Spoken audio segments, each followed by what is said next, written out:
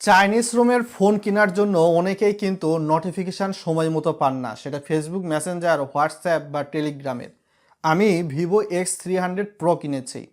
এটাও কিন্তু চাইনিজ রুমের ফোন। জাস্ট কিছু সেটিংস যদি আপনি করে রাখতে পারেন, নোটিফিকেশান ইস্যুর সমস্যার কিন্তু সমাধান হয়ে যাবে। জাস্ট দুইটা সেটিংস দেখাবো। এর জন্য প্রথমে আপনি আপনার ফোনের সেটিংসে আসবেন। সেটিংসে আসার পর অবশ্যই নিচের দিকে চলে গিয়ে অ্যাপস সেকশনে যাবেন। আপনারটা শাওমি হতে পারে, রিয়েলমি হতে পারে, ভিভো, অপ্পো, যে কোনো চাইনিজ রুমের ফোন, একই সেটিংস। তারপর অ্যাপ ম্যানেজমেন্ট অপশান রয়েছে। সাধারণত নোটিফিকেশান ইস্যুগুলো আমরা কোন অ্যাপসে দেখি? লাইক অ্যাস মেসেঞ্জার বা হোয়াটসঅ্যাপ। যদি আপনার হোয়াটসঅ্যাপ হয় তাহলে জাস্ট হোয়াটসঅ্যাপে ক্লিক করে দিবেন। ক্লিক করে দেওয়ার পর নিচের দিকে যাবেন এবং ভিউ অল পারমিশন দেখতে পাচ্ছেন, এখানে ক্লিক করে দিবেন। অটো স্টার্ট এই সেটিংস অন করে দিবেন। Floating window, just enough. তারপর আপনার যদি মেসেঞ্জারে এই ইস্যুটা হয়, একই রকম ইস্যু, আমি জাস্ট মেসেঞ্জারটা খুঁজে বের করে নিচ্ছি, দেখতেই পাচ্ছেন।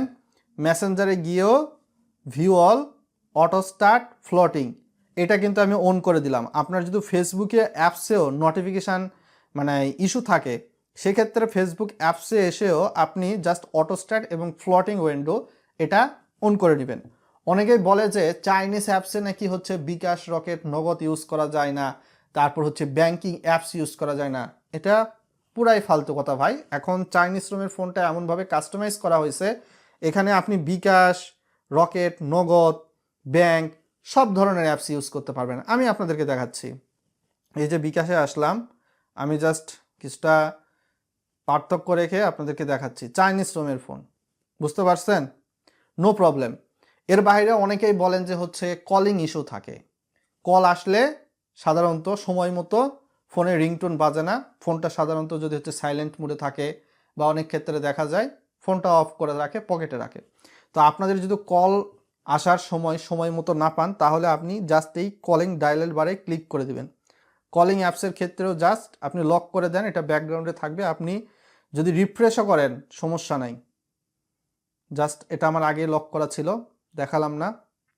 তারপর হোয়াটসঅ্যাপের ক্ষেত্রেও যদি আপনাদেরকে দেখায়, জাস্ট আপনি লক করে রাখবেন। যদি রিফ্রেশ দেওয়ার ট্রাই করেন, এই অ্যাপসগুলো কিন্তু রিফ্রেশ নেবে না, ব্যাকগ্রাউন্ড থেকে কেটে যাবে না। আপনার নোটিফিকেশান ইস্যু যত ধরনের চাইনিজ রুমের ফোনে আপনি দেখতে পান, এখন কিন্তু বর্তমান সময়ে তেমন একটা নেই, কাস্টমাইজ করা হয়েছে। এবং সাধারণত চাইনিজ রুমের ফোন আমরা এই কারণেই কিনি, এগুলোর প্রাইস অনেকটা কম বাংলাদেশের প্রেক্ষাপটে পাওয়া যায় আনঅফিসিয়াল ফোনগুলোতে। এটার যদি গ্লোবাল ভার্সনে যান তাহলে প্রাইস কিছুটা বেশি পড়ে, যেটা হাইফাই। আমি সাপোজ এই যে ভিভো X300 Pro এটাই কিনছি 1,10,000।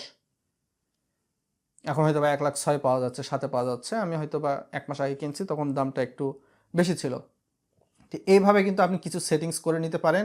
নো টেনশন, আপনি ইউজ করবেন, সব ধরনের নোটিফিকেশান পেয়ে যাবেন।